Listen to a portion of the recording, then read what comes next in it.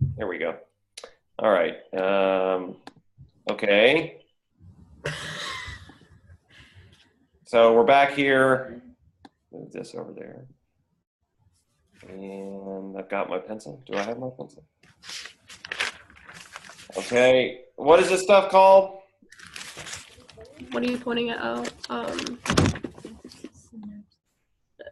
neurotransmitters. Nope. What the fuck am I talking about? Yes. What type of neurotransmitter? Acetylcholine. There you go. Okay. So what happens next? And I'm not there. There are lots of steps to excitation, contraction, coupling. I'm kind of dumbing it down for a second, but these are the big ones. You might hear my dog in the background. What happens next? Calcium gets, well, no. Acetylcholine binds to the receptors and sodium goes across or goes into the muscle fiber. Good. Yeah, very good job. So, yeah, you can't forget that that action potential actually is distributed across the sarcolemma. So, bam. And a lot of people miss this, that this action potential is not this action potential. Does that make sense? You have to have this. You have to have this chemical step in between. Does anybody remember what type of? There's something we talked about in one of your labs that actually kind of blocks this right here, and people use it. Beta blockers. Sort of. Yes. There's one specifically though that has to do with skeletal muscle. Beta blockers have to do with cardiac muscle. Muscle relaxers. Is it GABA? It's botulism. Remember Botox? Good job, Laura. Okay, so we got. So what? Let me use. I don't know. Pink. Ooh, pink's fun.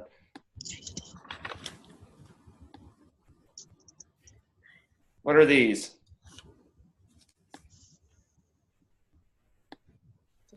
Channels of sorts. Sarcomeres. Channels of sorts. These are not sarcomeres. Hold on. And I'll draw something else. They're not the color that they are in your book.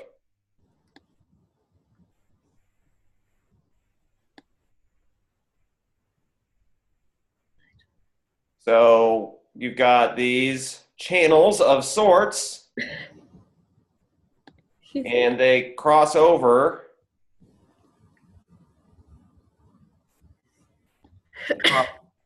They cross over these big green things, which are usually purple in a book. Aren't they sodium-induced calcium channels? No. What spreads the action potential throughout the muscle cell? Oh, Well, I mean, you have like your triad thing. You have. Okay, yeah, go back to that. What are the parts of a triad? What makes up a triad? The cystae the. Okay, and The channel of sorts. What is the channel of sorts called? Somebody knows it. We talked about it 1,000 times. These things that transmit the signal, without which. is it the sarcolemma? SR sarcolemma reticulum.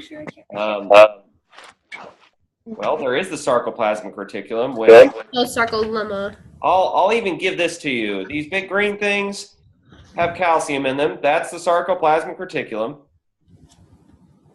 But how do they ever even know that there's a signal? The tubules? I heard it. Tubules. Are you kidding me? We've said that 3 times. Alexa typed that in the chat too. Yeah. Oh, A while. I can't see the chat right now while I'm on the whiteboard. You actually have to use your voice. Literally. Yeah, she said that a while ago. That's why I didn't say it. Good job, Schaffner. I can't see the chat when I'm using the whiteboard, FYI. So, good job. Yeah, T-tubules. T-tubules, sarcoplasmic reticulum, and then when the sarcoplasmic reticulum releases the calcium, what process does that start? Now, it's a part of excitation contraction coupling, but we can also look at it. The something cycle. What is it? The short The sliding. muscle contraction. I don't know what it's called. Like shortening cycle, is that what it's called? filament theory. Yeah. There you go, sliding filament theory. I got it. Okay, so I've taken you through excitation contraction coupling. So now the question is if my pH is lower, how can that affect any of this? It's gonna cause acetylcholine to not be released into the synaptic cleft, and then it's not gonna, or the action potential is not gonna go through the T2. Okay, so it can slow down the neuromuscular communication here. What else can it do? Troponin. There's something else that we talked about that can happen. What? Can it can create less cross bridges, right? Yeah, how? Okay, so really good. So blocks it there. What is there an abundance of when we have low pH? Hydrogen ions. Hydrogen plus ions. Okay, so H plus. What's a part of let's talk through the sliding filament theory. So I'll just type it out here instead of drawing it. Calcium binds to troponin, and tropomyosin shifts to uncover I don't even need to type it. Bree's got it. Okay, good. myosin binding sites on actin. Okay, so where in there do those hydrogen ions mess stuff up? When myosin binds to actin. Mm-mm. Good try though. Isn't it like the release of calcium? Okay, calcium needs to get to troponin. So if hydrogen ion is in the way, trying to also bind to that troponin, then Calcium won't be able to bind. there you go. So two ways that hydrogen can interfere here, and it can also interfere during the sliding filament theory, or the Thori, whatever I typed here. Okay, let me go back. Let me see if I should be able to. Wish that I could see. Hold on.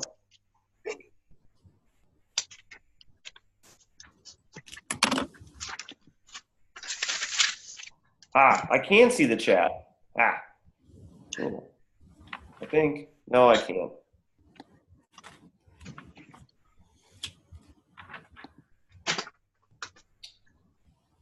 Darn. All right. And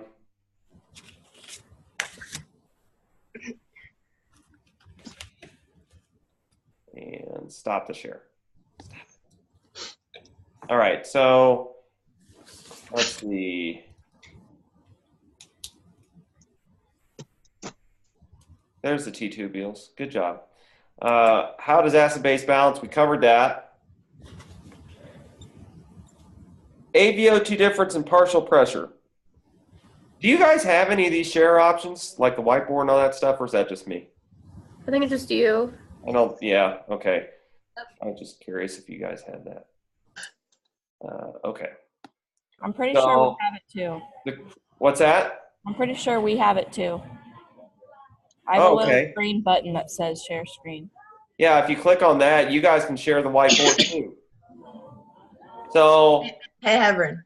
yeah. So there's like two different bullet points that address this. Like I know this is Libby's question, but I had the same question. So like obviously with altitude and AVO2 difference, like the partial pressure and everything, like that's an obvious thing. But I just didn't know, because like AVO2 difference is going to increase with exercise because you have to take up more oxygen into your blood. but would it like just increase at a slower rate because of the higher altitude because you can't get as much oxygen because the particles are so much more spread out, or would it decrease? No, that's a really good way. Did everybody hear that? That's actually a really good way to explain it. So if AVO2 difference increases at a slower rate, so glad you can make it, Townsend. I've been here the whole time. What they all say. Okay, so let's see. We remember that, I'm trying to think of how to draw this. So we want AVO2 difference to be big. If you're a very fit person, you'll have a large AVO2 difference. And what we initially have been looking at AVO2 difference as is just more oxygen in the arteries and less oxygen in the veins. But what we really want to look at it as is something like this. So if I've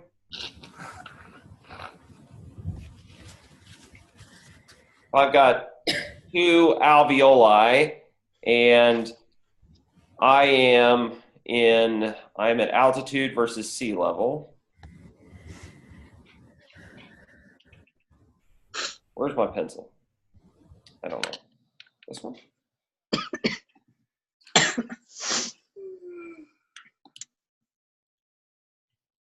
Oh, I've lost track of the one that makes the little dots. Where did it go? Oh, here we go. And this is oxygen. So let's just take this being sea level. And this being, let's say, I don't know, 3K plus sea level. That's really high. And then, so what's the percent of oxygen that we're taking in? 20.93. 20.93. This is 20.93. This is 20.93.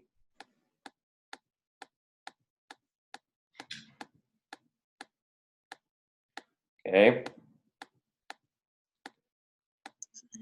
So the particles of oxygen, now, these are spaces. Okay, and this is where we start to link the idea of pressure. If I'm talking about just a space filled with oxygen, now the percent of ambient air that has oxygen in it is 20.93%. My dog just probably saw a squirrel. You get it? Yeah, you scared it away. Yeah, you did. You want to say hi? First. Okay, just whine at me the entire time. So, if this space, you're taking in oxygen, the percent is the same no matter if you're here or here, but the particles of oxygen are much more compact here and more spread out here. Which one of these spaces has a higher pressure? Sea level. Sea level, right? So if you imagine that this is a bunch of people in a room all pressing against a door from the inside that's closed, then I have another room where you have the same amount of people. Well, you have less people pressing up against the door on the inside that's closed. When I open the door, how quickly are people going to fall out? Quicker here or here? Sea level. Sea level. So what that means is if I have a high pressure moves from high to low. So the bigger my pressure moves from high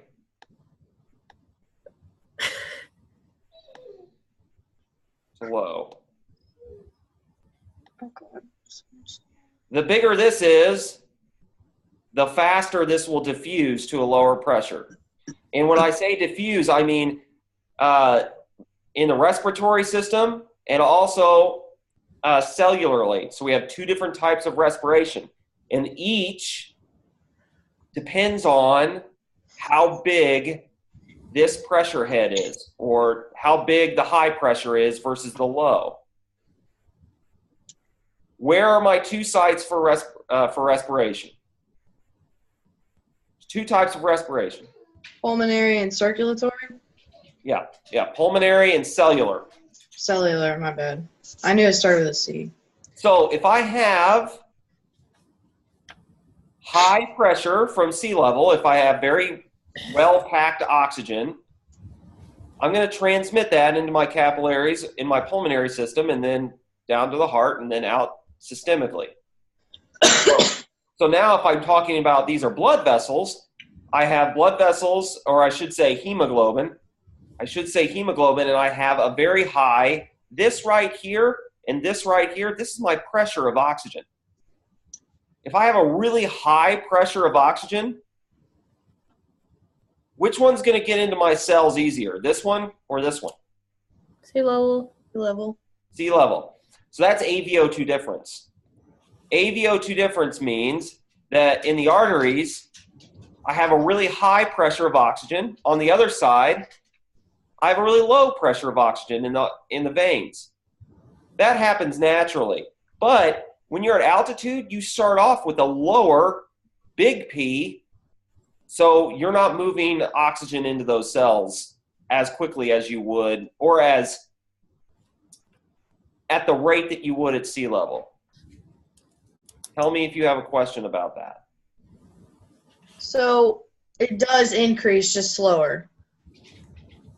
At a slower rate, right? Yes, at altitude it does. Let me see something real quick if I can. Like if that were a question on the test, like you would want us to explain like just what happens to the pressure moving from high to low, and then the fact that like your arteries take up more oxygen at sea level, but the pressure starts at a lower rate at altitude. Right. Yes. Here, let me look up something for you.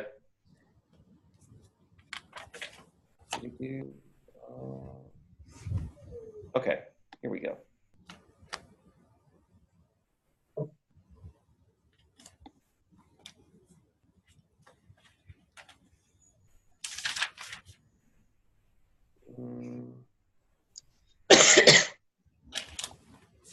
Stop the share.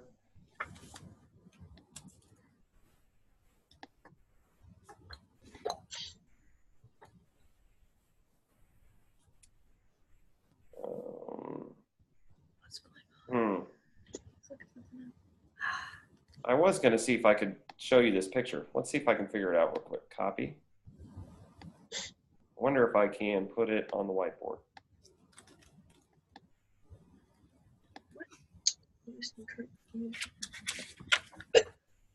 I can't. Darn it. Hold on real quick. Ooh, I know what to do. Figuring stuff out. Now I can show it to you.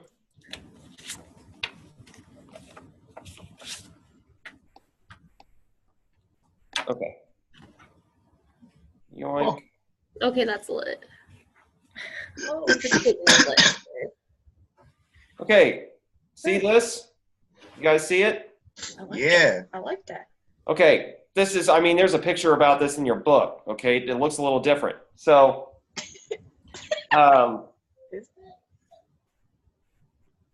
let's see if, let's see, 20, never mind. This is a crappy picture. Hold on.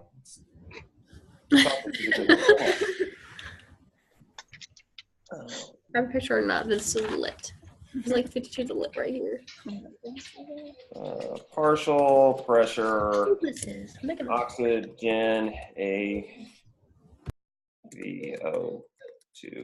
difference. I was looking for, does it say?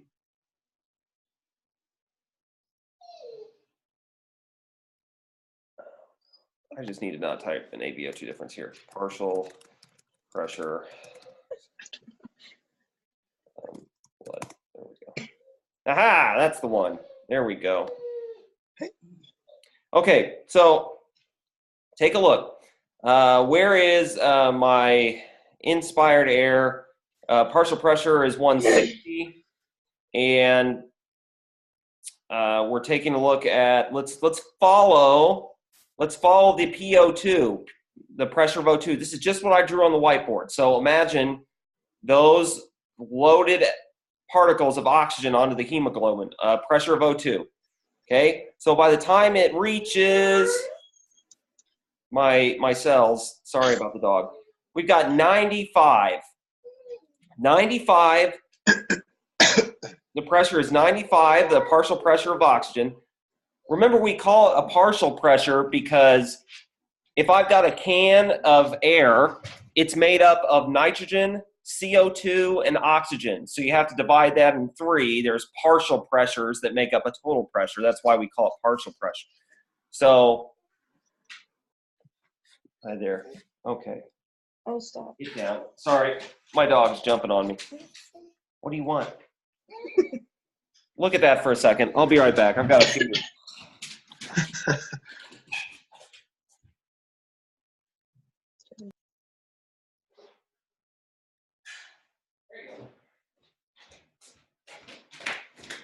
So if you think back to my whiteboard where I had the one at altitude, this PO2 right here would be lower at altitude. So not necessarily 95, I don't know what it would be. Maybe let's say, even if it's down to 90, this arrow driving pressure into the cells, if this were a big arrow here, it'd be smaller at altitude. And then my PO2 is always going to be smaller on the venous side. Always. It should be. You hope it is, because that means your cells just took up oxygen. And then if we look at the reverse, my PO2 or my PCO2 is higher in the cells, which means it's going to press CO2 out, and then it should be carried up and out. Does that make sense as far as AVO2 difference? A, V, arterial, venous, O2 difference. And you can even say AVPO2 difference if it helps you remember. So I didn't really climb into this too deeply. I was sort of hoping you'd pick it up from reading. But when we talk about AVO2 difference, we're actually talking about this partial pressure of oxygen and how much oxygen there is, or what the pressure of oxygen is and how heavily it's loaded. If it's loaded with a heavier pressure, it's going to get into the cells easier. This is the whole thing that makes it harder for us to exercise at altitude, because this starting PO2 is lower. Still 20.93% oxygen, but the cells are not as close together. Less people pushing on the door.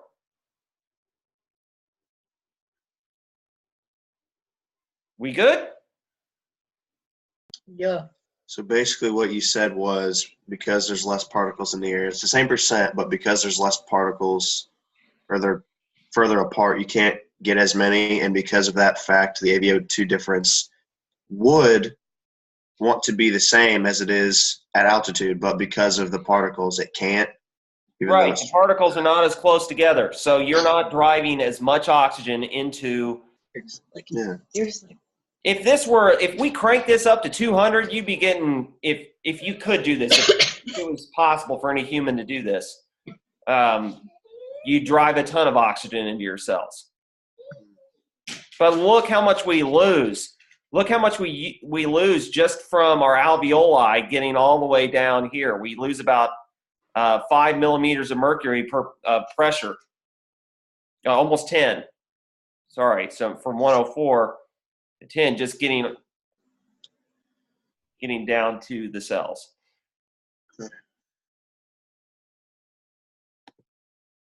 Right on.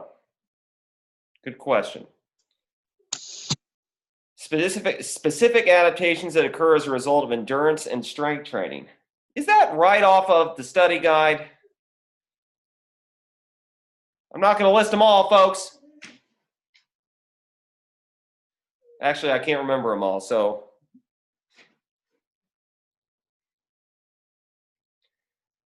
How about we do this? How about I jump down to the next one and you guys figure these out, and then I'll come back to it.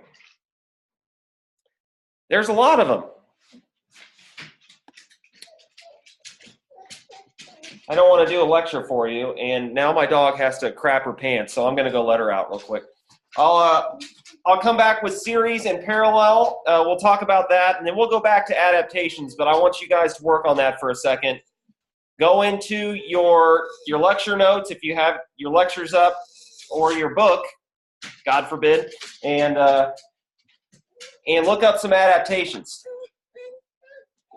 We talked about a couple things like mTOR, APMK, PGC1 alpha. Ooh, PGC1 alpha. You need to know what that one is. Look that up. I'll be right back.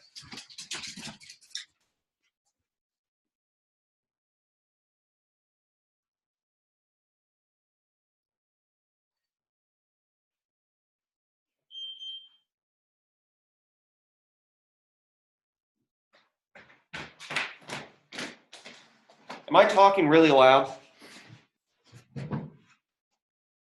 No? Okay. That's probably My wife's not here, so I'm in charge of the dog right now. Usually she would help me out, but she's baking cookies.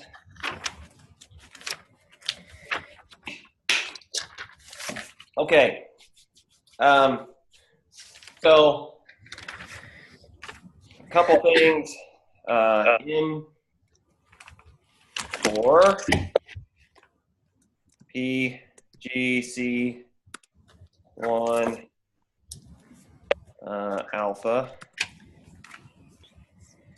and those are the big ones. We did talk about APMK too, but these two right here are biggies. mTOR, because of what they that's your signal. bro one. What's that?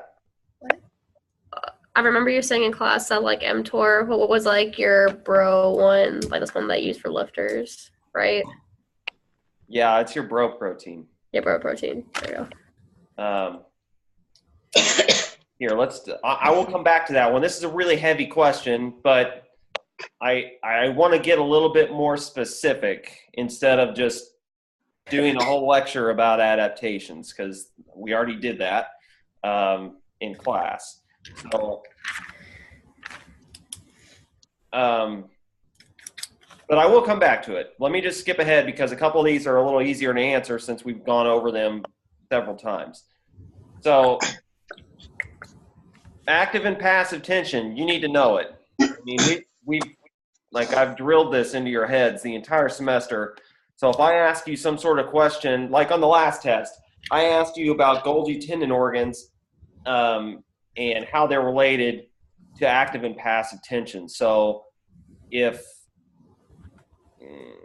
here, I'm just going to share my desktop again, and we'll go back to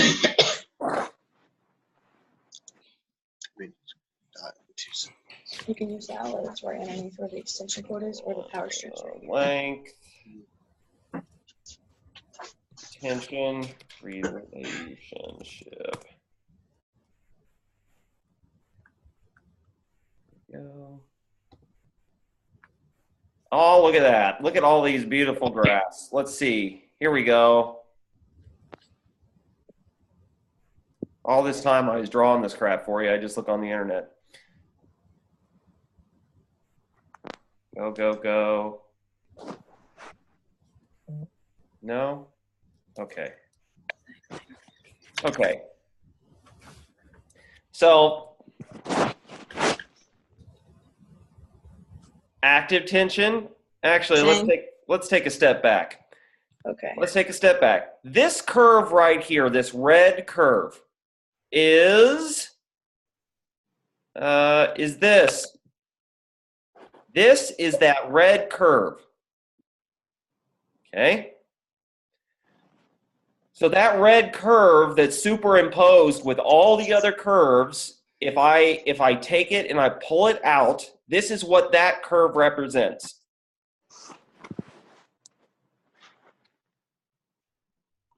is this tendons right here? Am I looking at tendons? No. No, what are these things?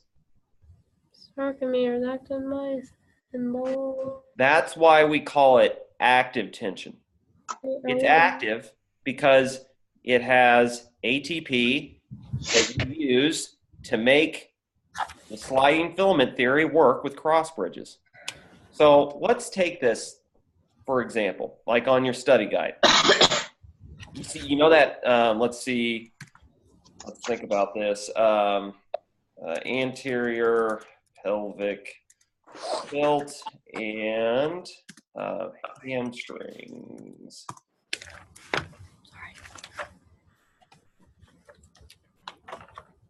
Here.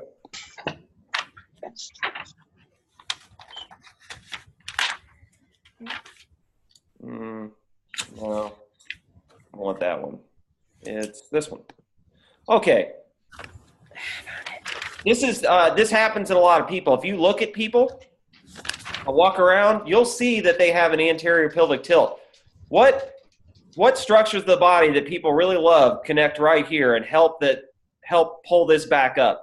What does anybody know? Okay, so this is your butt right here. Everything back here, glute max. So that covers up your pelvic girdle. This is your pubic symphysis up here. This is your hip flexor, right? This is what you use to pull your femur up and actually lift your leg. This muscle right here. Does anybody know what big, huge muscle group actually attaches along the front of your pelvis? Probably your latissimus. Six-pack abs.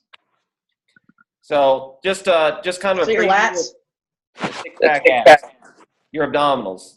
Lots of attachments for your abdominals on the front of your pelvis. So that's understating it quite a bit, and this is not anatomy. If you're taking muscles and movement in the spring, we'll talk more about that. So if you have really weak abs, your pelvis might fall forward and anteriorly rotate, which, look, it shortens your hip flexor, shortens it, and lengthens your hamstring. What does that have to do with this? You can't create as many cross bridges because your muscles lengthened. Okay. So tell me. Okay, yeah, really good. You're great. So look, we've got a really short hip flexor. We've got a really elongated hamstring. Somebody tell me, you've got hip flexor, you've got a hamstring. Where on this curve are those two muscles? Far right. Both of them are over here? No. Which one's over here? Hamstring. What's over here? The hip flexor. This is everything that has to do with anything that, if you've ever been injured, if you know, like if you have a grandma or an old person that has extremely poor posture, if you know a runner like myself, if you watch me walk, my hips are really anteriorly rotated. It's just from years of running and great. Sometimes not doing enough abdominal work and just going out and pounding the pavement instead of getting in the weight room. So if I have a really short muscle, it can't produce a lot of force. If I have a really long muscle, it can't produce a lot of force. So when we have people get into really bad postures, we get somewhere along this curve that's out of this portion that we want to be in. Does that make sense? Yes, sir. I can't see the chat right now, so if you have a question, you're going to have to unmute and ask me. Okay, so let's take it back to this. Yikes, hold on. Where'd it go? Oh, here. Let's take it back to this. Okay, I've got a really long hamstring that can't do what it's supposed to. It can still produce force, but those sarcomeres are really stretched apart. I've got a really short hip flexor over here. So I got a really short hip flexor, and I go out running with that anterior pelvic tilt, and I request that the hip flexors do a lot of work when they're in a suboptimal position for producing force. What do you think is going to happen to that hip flexor? It's going to get sore and painful. Well, that makes sense why like half our team has that problem. Okay? So that's my active tension curve. Now look at the passive tension. If we want to relate it back to the hamstrings and the hip flexors, then we might be putting excessive tension. What about those hamstrings? We're probably putting a lot of excessive tension passively, right?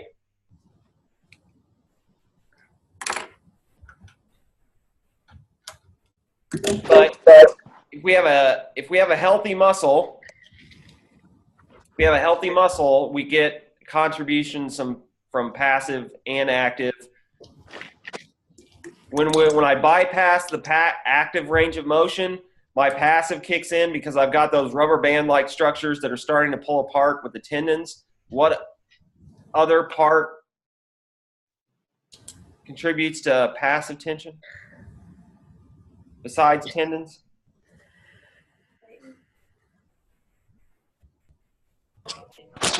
Tighten. Tighten.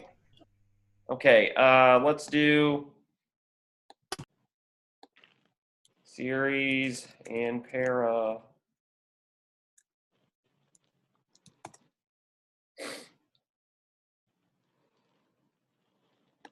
Mute yourself.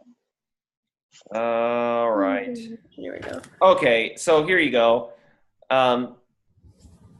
So you've got, they call them parallel. Let's see if I can get it better. Here you go. Cool. Yep. Okay.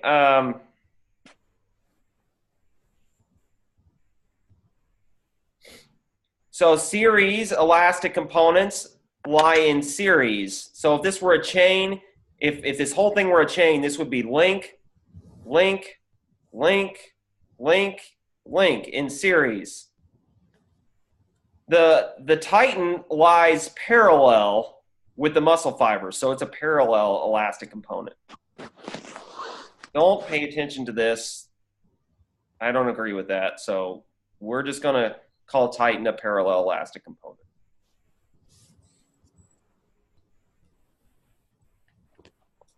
But you can see how look at the sarcomeres. What if they get pulled really far apart? Actively, they can't produce a lot of tension with myosin and actin. But with passive tension elements, they can. So basically, are you saying that since the hamstring is already stretched, it can't make like that full contraction that it could have normally if it wasn't stretched? Yes. This is a really good one. Yeah. Yeah, exactly, Brayton. Sorry, I like this one. Well, let's take a look at this one. So, yeah, if the hamstring is really, really stretched out, we want to be able to have all of our muscles set in a position where they can develop force with myosin and actin and not primarily passive. If you're developing force through passive tension, you're putting a lot of stress on your connective tissues. Ask Libby about that. She's having surgery for it. Oh, sorry, you're So, if we read that article about active and passive flexibility and mobility, like, are we gonna be solid for the Well, did you understand it? test? Because like that article and those videos do a really good job of like explaining Good. Yeah, if you have the an idea, shoulder. I don't hell, know look if at it's this the thing same, right but- here. If you understand this right here, this is beautiful. I wish I would have found this earlier. Go outside. You're not getting any more food. You may have to repeat that for me. I did not hear him say anything.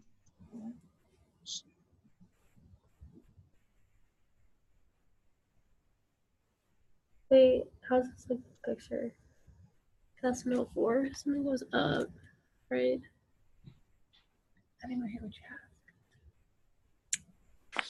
Never mind, I think I got it. All right, dog break. So let's look at this. All right, Oh, he. this is. Yeah, I left for a second. So let's take a look at this. You've got lots of contribution here from myosin and actin and some passive. When you get all out here, it's all passive. So you can still develop a lot of force. That's a good thing for us as humans. Because when I get outside that active range, the door's open. Go outside. Go on. Did anyone else read the article? For being serious, no. No. It's a pretty good one, like with the videos in there, but it explains the shoulder instead of the hamstring. Can I read it now?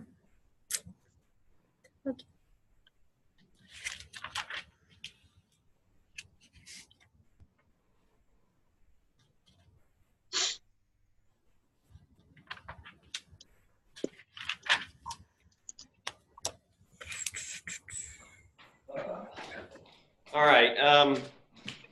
Active and passive, I think we have it, right? Yeah. All right. Let's see if we come back. Oh, no. She's not going to stop now. Okay. Stop sharing the screen. And, okay. So, adaptations to endurance training, and I'm eating a cookie. That's real good. He's eating a cookie. Oh, I thought that you said that he's playing. You cookie. needed food instead of the dog. Huh? Nothing. I forget. Here, let's see. What's she doing? Here she is. Oh, Hey, it's a little black. Is it a pit bull? Yeah. Something. She's got a lab in her too. We got her from the vet from the From pound. the vet. nice. Vet didn't want her. Just kidding. So if we come back to adaptations, endurance and strength training. So I know. I think it's easiest to think about this when you think about concurrent training. Concurrent training is it's a lot like what I do when I work out. I don't do just pure strength training to try and get a max. I don't just do pure just running like a cross-country person. I do everything. My goal isn't to get humongous. My goal isn't to get down to a stick like I was when I used to train. So I know that I'm not going to get – you want to think of it on a spectrum. What is that, Emma? See, everything's on a spectrum. Even.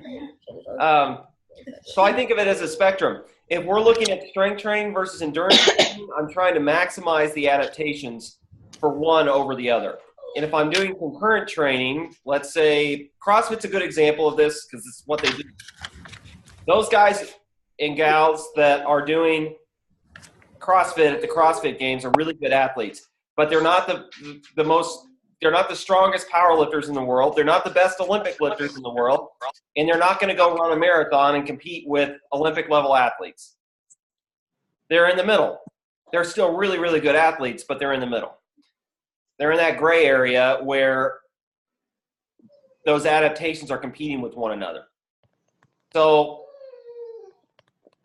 what are somebody, I'm going to stop talking for a second. I want you guys to tell me a little bit about what happens when we do endurance specific training. Wyatt. Isn't this where, or on the PowerPoints, you have like a slide specifically for each that listed them? Like with strength training and We talked about a couple things specifically. Primarily this. When I do endurance type training,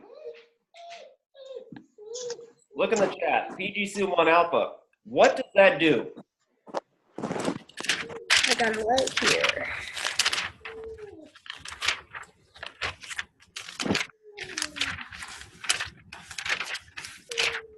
So let's think about endurance training. And take it back to your bioenergetics.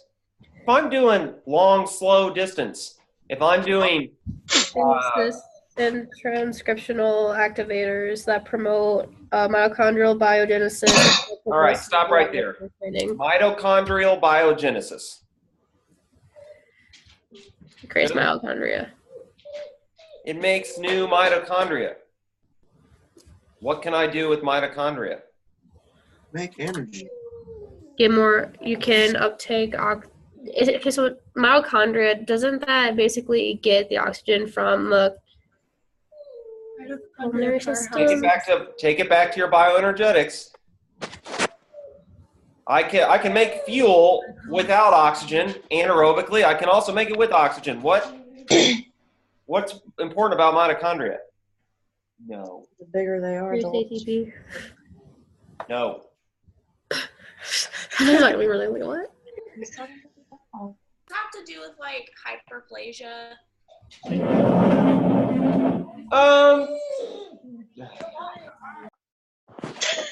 What do you want? I'm sorry. I already gave you everything. You're just not being normal. It's okay. She wants attention. I know what she wants. Isn't it like the bigger the mitochondria are, like there's more ATP in them and ADP produced, so you don't have to work as hard to like produce energy, I guess. Good job. Mitochondria get bigger. You also grow more. What type of muscle fibers am I stimulating when I do endurance training? Type 1. So I'm stimulating these type 1 fibers, and I'm plumping up my mitochondria so they get more efficient at producing ADP, which we need for muscular contraction, with less ATP.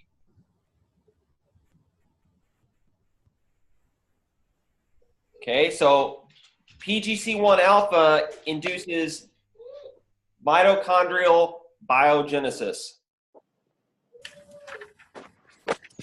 mTOR, on the other hand, is your stimulator, and this goes to what Bree was just saying. mTOR is your stimulator for hypertrophic, like protein transcription. So the gene transcription in the protein stimulator for actually creating new myofibril tissue happens because of mTOR. I'm going to try one more thing with her real quick. She does this all the time, by the way. If I was just sitting looking at a wall, she'd do it. Come on. First of all, why are you sitting and looking at a wall? You are fat.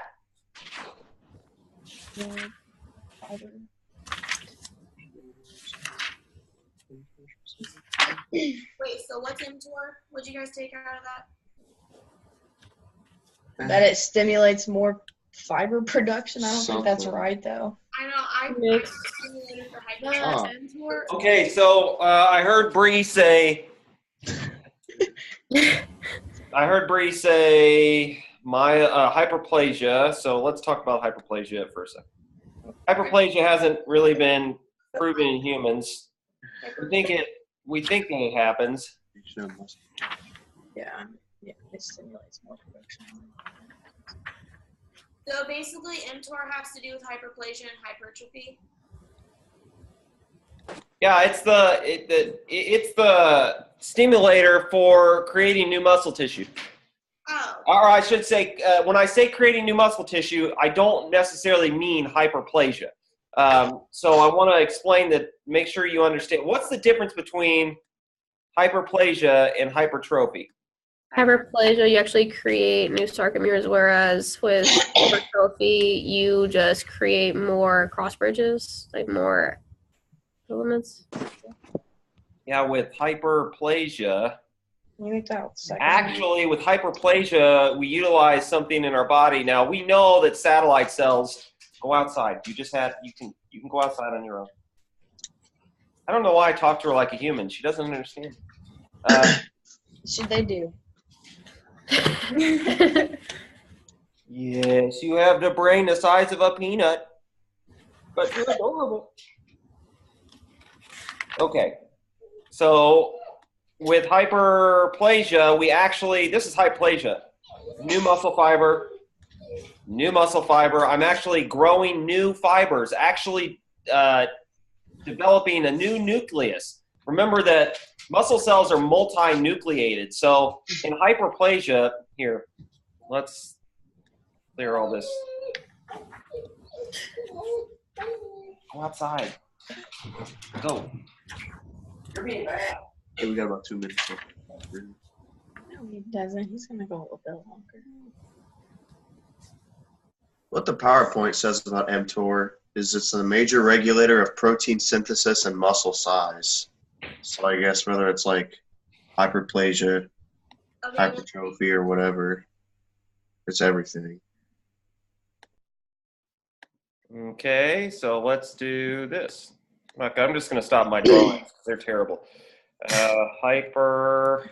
What did he say? The new muscle. Two fibers. No, and for hyperplasia. Okay, that's a weird one. Yeah. How about hyperplasia skeletal? Ha! No? You spelled it wrong. You spelled it wrong. Did I really?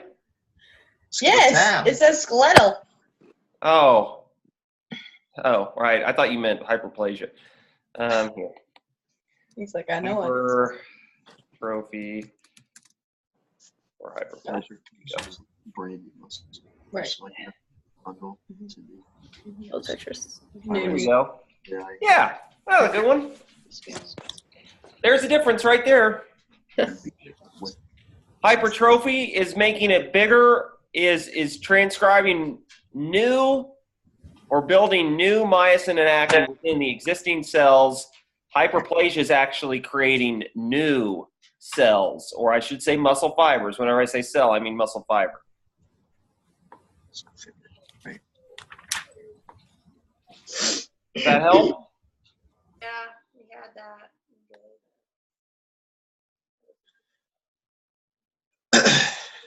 What else? What else? What else? Man, 18 people said they would come, and let's see how many we have. 1, 2, 3, 4, 5, 6, 7, 8, 9, 10, 11, 12. Not bad. Schaffner's boyfriend looks like a nice guy, though. Is he on here, too? Probably not. He's in high school. We have 10 participants, but there's 2, 4, 6. Shady. Should be like 14 people. How are you guys feeling about it all? Is there anything in particular, anything else? I mean, we don't have to stay on here. I'm completely fine with not being on here for 2 hours. You said when it comes to the specific adaptations, does that mean the mTOR, PGC1 alpha, and A, PMK, is that the specifics that you mentioned, or is there more to it? Because like on the PowerPoint slides, when it comes to like the specific adaptations for like endurance, you're obviously going to increase your VO2 max. That's one of the adaptations. Well, yeah, you gotta, yes, you have to make parallels to exactly what's going to happen. Okay, so if you increase, I don't care how you do it, if you make these bigger, what's going to happen to the physiologic cross-sectional area of your muscle tissue? Bigger. It should get bigger. We talked about, let's do,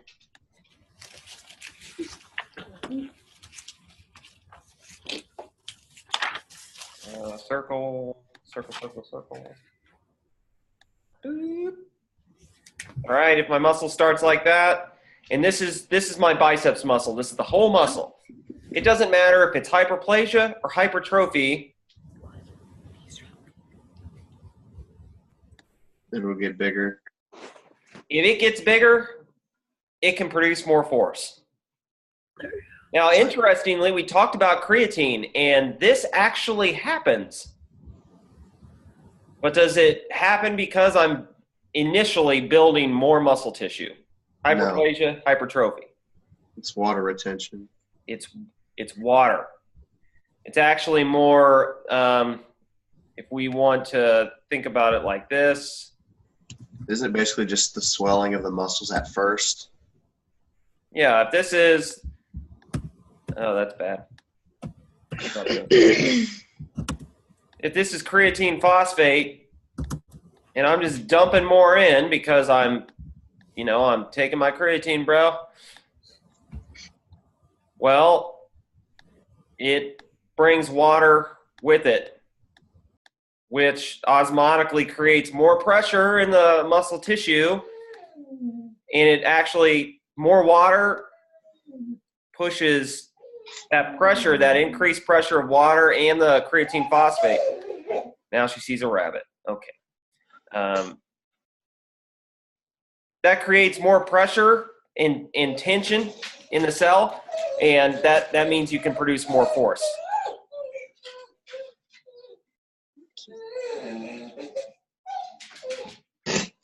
Goodness. Yeah. Yep, this is what we deal with.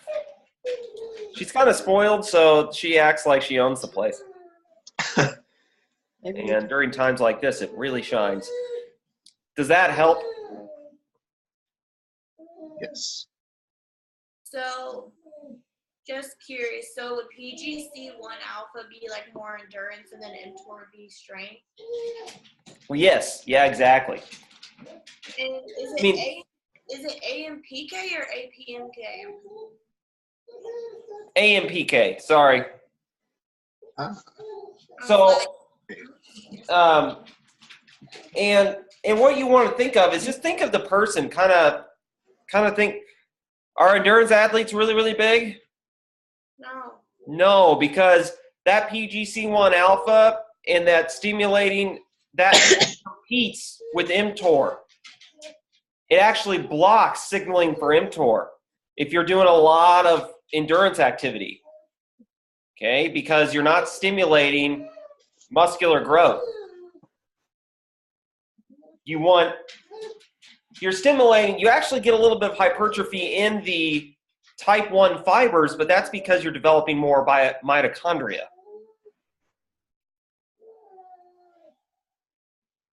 Do you have something tucked into your pants, Jacob?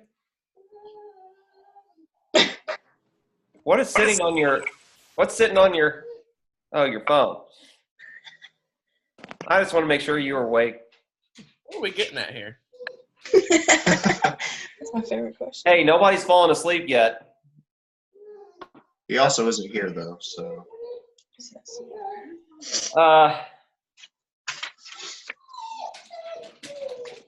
Well, are we feeling pretty comfortable with stuff? So is AMPK endurance too? Because AMPK is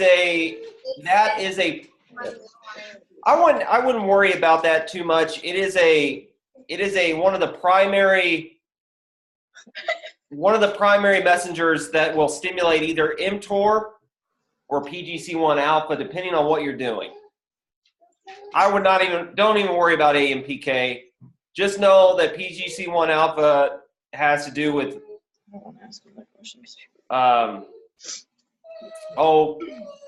biogenesis. Mitochondrial biogenesis. Yes, thank you. Mitochondrial biogenesis, and then mTOR has to do with muscle building. So bad. I know, it's tough. Mom's not here. What? You can't have more food. You won't fit out the door. You're fat. Ah. We'll have to talk about body composition. What else? Have you made the exam yet? Huh? Have you made the exam yet? Yeah, I'm writing it right now. Oh, wait. Oh, here, look at this. Now we got some people. Can we go over the body? How the body constantly trying to get back to homeostasis? I guess the question I have is Huh? heart rate and ventilation get rid of CO2. Okay, we don't increase heart rate to get rid of CO2. Oh no, that's not true. Your heart rate does increase because your ventilatory musculature has to work harder to get rid of CO2. So I guess you could say if okay, like if I were in a room filled with carbon monoxide, I'm not exercising, but my heart rate would increase because my ventilatory system has to kick in to get rid of that gas, and which would increase my heart rate because those muscles have to work harder.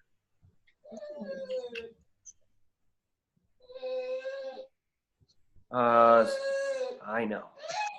You're ruining this. I just want the puppy. Actually, I should make it better. So, Come on. Oh, do you want to come up with me? Come on. Come here. Oh, do you want what's her name? What's her name? Luna. Luna. Can you bring the dog to class tomorrow? You don't want that. No. Yes. Tomorrow is Guys, Sunday. Oh wait, Try to today. sleep. I need that. You stuff. think this is bad? She'd be like a Tasmanian devil. Come on. I mean, I wouldn't care.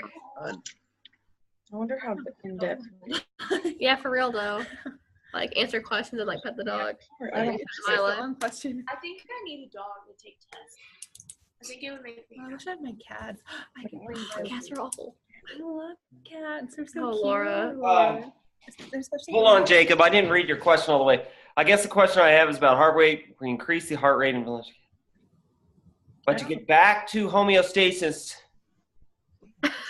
well, yeah. So that's a really good question. So if you think about it, oh, you guys can't see this. Here, let me repost his question to everyone. Well, There. I don't know where. This is the question I'm answering right now. Okay, so Yes. think of it as a teeter-totter. As you start to get back to your homeostatic state, your heart rate increases because of a lot of things. Okay, we have an increased AVO2 difference, right? If we have increased AVO2 difference, our muscle cells, our skeletal muscle cells, are responsible for moving our body. When we start moving, we require more oxygen to the muscle cells. Cardiovascular system has to get it there. The respiratory system has to put it into the blood. So if you kind of think about it, it's a reciprocal relationship. Ventilation has to go up. Ventilation goes up because I have respiratory muscles, which are skeletal muscles. So right there, that increases my heart rate. If I'm sitting in a room and it's all of a sudden 100 degrees in the room, my heart rate's going to be higher because I'm having to cool myself. That doesn't have anything with AVO2 difference. I'm having to cool myself. So anything that knocks me off of homeostasis, my body is going to respond to. And that's kind of what the whole semester has been about. Emma, there's a guy right behind you sweeping the floor. Watch out. Is that Starbucks?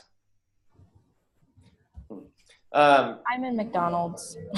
Oh, the McCafe. Actually, that's what type of coffee we drink. McCafe.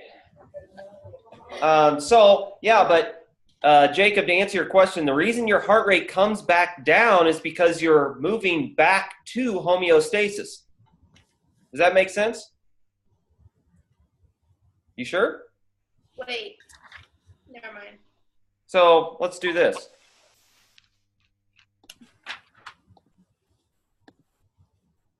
If I have my teeter-totter, right, and let's say, does anybody remember what these things are called when we talked about it earlier in the semester? When my teeter-totter gets knocked off, I have something that responds to it. It's a specific type of system. feedback loop. Yeah. What are most of the systems in our body? Negative or positive feedback? Negative. Negative. Negative, right? Typically, your body responds. If I have a lot of CO2 buildup, my body's trying to respond to get this teeter-totter back.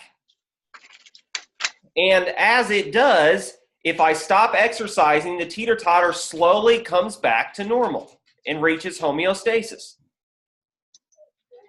And as that's happening, as the teeter-totter starts to get back to normal, my heart rate, that's a heart rate recovery right there. So let's say if you're a really, really fit person and you just ran a mile as hard as you could, and then you have a person that's not as fit, whose heart rate is going to come back to resting quicker? Fit. A fit person. They're going to return to homeostasis quicker. So when you're exercising or when there's some sort of increased stress on your body, you want that heart rate to respond. Does it have a high rate of gain or a low rate of gain? The cardiovascular system. High. High. Has high gain. Oh. Does that help? So to combat fatigue, we are increasing or decreasing heart rate? We're decreasing, right? It depends on it depends. You see what I'm saying though? Because like to combat fatigue, we're obviously at a certain point on the teeter-totter, so we're trying to get back. Well, right. Your body's constantly trying to get back. Increase. But it's kind of hard. You want to think about it. What is the demand? If I'm demanding that I run a 6-minute mile for 5 miles, so I want to run 5 miles in 30 minutes. That's a 6-minute per mile pace. I'm asking that of my body. Okay, so I know that I'm going to tip the teeter-totter. So my body's trying to meet that demand, and then once the demand goes away, my body will try and replace and recover and get the teeter-totter back. So your body's always responding to these stimuli. So if the stimuli is I have a lot of hydrogen ions, you've got your buffer systems, and then your secondary system, which is your ventilation, to try and offload that excess hydrogen ions or the carbonic acid or whatever it is. So when we talk about fatigue in particular, fatigue is the result of your teeter-totter being too off for too long. Yeah. If the teeter-totter gets tipped too far too quickly, or if the teeter-totter has been tipped for a long enough period of time, if you've been outside homeostasis for long enough, which we do with exercise, that's the goal of exercise, is to push outside homeostasis. If we continue to push outside homeostasis, we reset our starting point, right? And we adapt. So if I go and I live in, I don't know, Antarctica, right now, it's going to suck. But after about a year, I will have adapted. So I might feel like crap for 6 months to a year living in that new environment. But after a while, I will adapt. Exercise is the same way. Today, trying to run a 6-minute mile would hurt really, really bad. But if I did it day after day after day, I'm getting used to putting my body on that teeter-totter, and eventually my muscle cells, my cardiovascular system starts to adapt to that, and my teeter-totter shifts back to normal at a new normal. But whenever we talk about fatigue is too many hydrogen ions, depleted glycogen. Fatigue is my body's inability to keep that, to meet the demand of that teeter-totter. Does that help? Yeah. a lot of teeter-tottering. There's. Makes me want to go on the playground. Is that Combat, So- so combat fatigue by like continually doing something to get better at it and adapt to it. well? Yeah, exactly. So just think, fatigue is something that happens because I'm pushing my body out of homeostasis for too long, or at a level that's too intense that my body can handle. So this is the whole primary reason for exercise. If I just had myocardial infarction, a heart attack, and I went through cardiac rehab, when I came out of that myocardial infarction, just going up a flight of stairs and coming just a little bit out of homeostasis for that person is really difficult. Just coming past homeostasis just a little bit for someone with that just had an MI, their epoch is going to be huge. But after 6 months of cardiac rehab, their epoch's going to be lower. Why? Because we've created more strength, more contractile strength in their cardiovascular system. We've increased the rate of gain in their cardiovascular system. And now that little shift of homeostasis by going up the stairs doesn't have as big an effect. Or you can look at it as the teeter-totter doesn't get rocked as much going up that set of stairs. That's what exercise does. You know, we can do all of this with medication, but that's a quick fix. And sometimes, obviously, people need meds because they can't exercise, for a long enough period of time, or, whatever. But that's why we say exercise is medicine, because we can literally change how our body reacts to that teeter-totter. And we can grow new muscles. Our body's organic, so it can adapt to all this stuff, and it's really cool. But if I want to come back to your original question, Jacob, think of fatigue. Fatigue is something I don't want. It doesn't matter if you just had a heart attack or you're a world-class athlete. When fatigue happens, that means that whatever I'm requesting of my body has tipped the teeter-totter for too long or at too steep an angle for my body to react to. If I want to get better at reacting to that and for fatigue not to happen so quickly, I need to train for it, no matter what it is.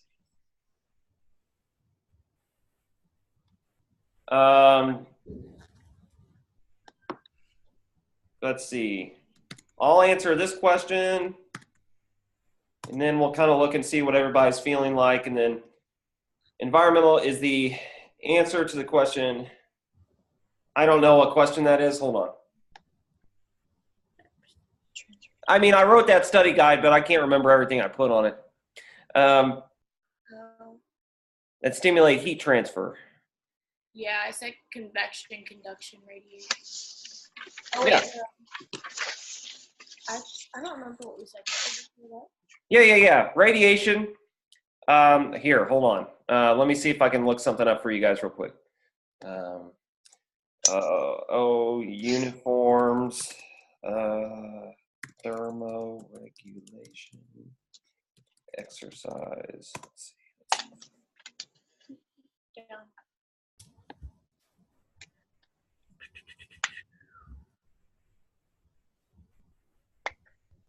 And I'm seeing if I can find the picture in your book that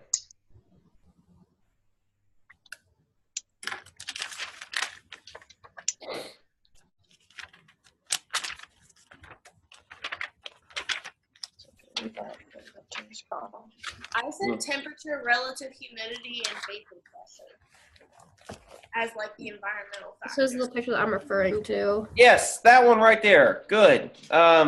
What page is that on? Well, it's 262 in my book, but I have the different version, so I'm not sure what could be in No, that here. one's still in the new book. So you've got radiation, convection, conduction, and what's the big one? Oh, come on. Radiation, conduction, convection, and Evaporation. thank you. Yeah. Let's see what this one says. I've got a good picture here. Yeah, that thing. Here we Found go. 274 in the new edition. Okay. So this is one of the books for our classes, I think, has this picture in it. So when you think about thermoregulation, are you losing heat or are you gaining heat? In the summertime, you're gaining heat. Yeah. I always, when people talk to me about long endurance training in the heat, the summertime is, if you're a cross country runner or whatever, people love to train in the summertime. But the only problem about the summertime in Indiana is you're already metabolically producing heat. If I got up and did jumping jacks right now, and it's 65 degrees in my house, I'd warm up. Does that mean the temperature in my house went up? No. I metabolically produce heat. That's what calories are. Calories are heat. When we produce calories in our body, we're burning heat. Think of it this way. How do they know how many calories are actually in a Snickers bar? They put something called a calorimeter in a lab, and they burn it. And they measure how much heat comes off of it. In our bodies, that's what happens metabolically. Most of our heat is actually lost in our body through heat, or most of the energy is lost through heat in our body. If we could actually transfer everything that we do to making ATP, we'd have superpowers, literally. But we don't. Most of our energy is lost through heat in our body metabolically, which, if we're in a cold environment, is good because I can heat myself up. Okay? So the thing is, though, when you're in a hot environment, you're already gaining heat from environmental mechanisms. Maybe the concrete or the asphalt is hot and it's conducting heat to your shoes. Most of the heat we get is from radiation, from the sun. So if you're outside and you're wearing all black and it's 90 degrees in August in Indiana, that's bad news. They have special uniforms. They have stuff you can buy at Under Armour or Nike now that actually reflects heat. So when I talk to people about exercising in the heat, most of what I say is, hey, you're like an engine. It doesn't matter if you run around naked. You are going to, you can't do anything about it because you're already producing a lot of heat from exercise and you're gaining heat from the environment. You are already at a heavier metabolic intensity just being in that environment. So when people are like, oh man, it's 80 degrees outside, it's a perfect day for running. I'm like, nope. You know what a perfect day for running is? 40 degrees. Oh. 35 degrees maybe. Maybe 35 to 45, okay? There's probably some studies that have been done on it. Let's go 45. Yeah, so less than 45. Okay, so November 1st is usually, or the first weekend in November is when the Monumental Marathon is in Indianapolis. It's usually perfect weather to get a good time. Let's talk about heat loss. That's when you're in the cold. You're giving your heat away. So what happens in my cardiovascular system to help me lose heat less? Why do my fingers and my toes get cold? In my nose, in my ears? What's your core? Right? Which means what? What's happening with my cardiovascular system? Vasoconstriction. Right. Those capillaries in those distal arterioles and venules, they constrict. I want to keep warmer blood closer to the center of my body where all the important stuff is. You touch something cold, it's going to make you cold. So that's why if it's a really cold day outside, like a couple days this past week, I was walking to Water Street. I'm like, man, this isn't so bad because I had appropriate clothing on to insulate myself from heat loss. I kept more heat closer to my body. That's why they say you need to wear layers. If you can wear layers of clothing, you trap air close to your body. So when I see you guys walking on campus without jackets on, I laugh to myself because you can keep yourself so much warmer if you just put another layer on because it traps air against your body. Air is a really good insulator.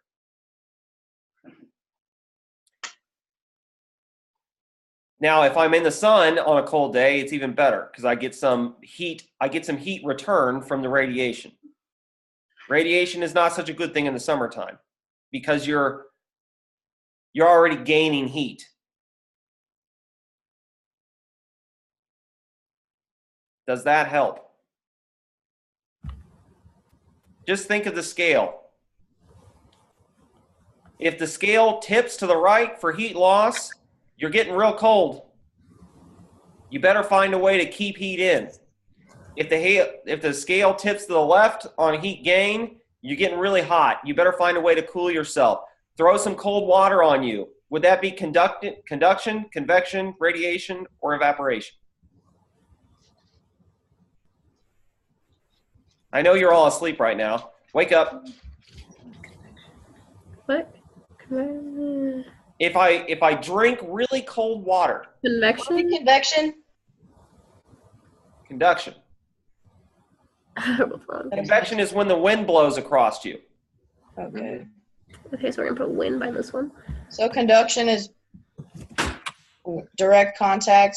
Yes, direct contact with something cold or hot. A fluid, a solid, whatever.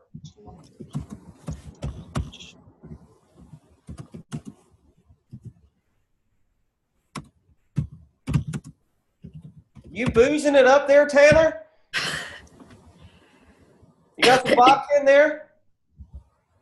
Who Sorry, on mute. Getting crazy before finals, huh? They probably do. Okay, so that's thermoregulation. Evaporation. Evaporation, remember that if I'm running on a really hot day and my sweat is just dripping off my body, am I getting any cooling from that? No. No. The drops of water have to evaporate and take heat away from my body. But if you're in a very humid environment, you're not going to take the water away, and then you're just sweating from your breathing. Very awesome. That's a great point. So did everybody hear what Bree just said? No. No? So if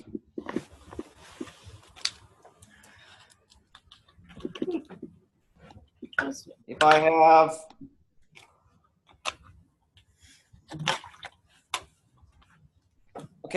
I think of the environment like a sponge. If I'm in the Amazon jungle where it's 90% humidity, and let's say it's full of water, this is water. It's just saturated. It's dripping. And this is the environment that I'm walking in. Can the sponge absorb any of the water that's evaporating off my body? No. No. But if you're out in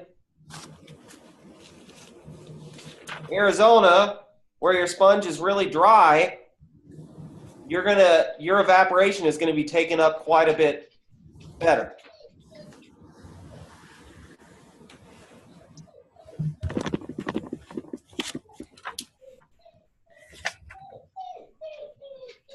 Oh, she had The dog's like, I'm gonna get on the screen too. She's back. It's better.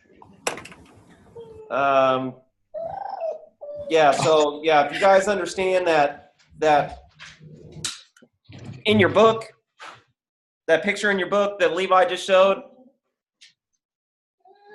and the one that I explained, if you just type in thermoregulation on Google, you can look up that chart that I just had, or this is actually recording, so I'll be able to put this up, hopefully. Seacrest looks like she's ready for a nap. I think I am too. Oh, what? The dog's not going to let you nap. No. All right, guys. That's about 90 minutes. So, anything else? 75 with the dog interrupting. Huh? What? Townsend, I'm going to sit you in a room with her while you're taking your test. I would love that. I wouldn't mind that. Okay. She's going to do this the entire time, though. Please bring her. Yeah, because I'm not giving her attention. She wants to do spins around the yard. That's what she likes. Aw. How old is she?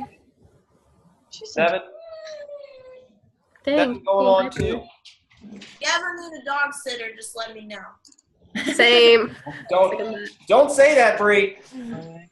You don't know what you're getting yourself into. You don't realize my obsession with dogs. Oh. Well, she does like she likes women. Men make her a little weirder out a little bit. Oh, darn. All right, everybody. I think that kind of covers some of the big points for the day.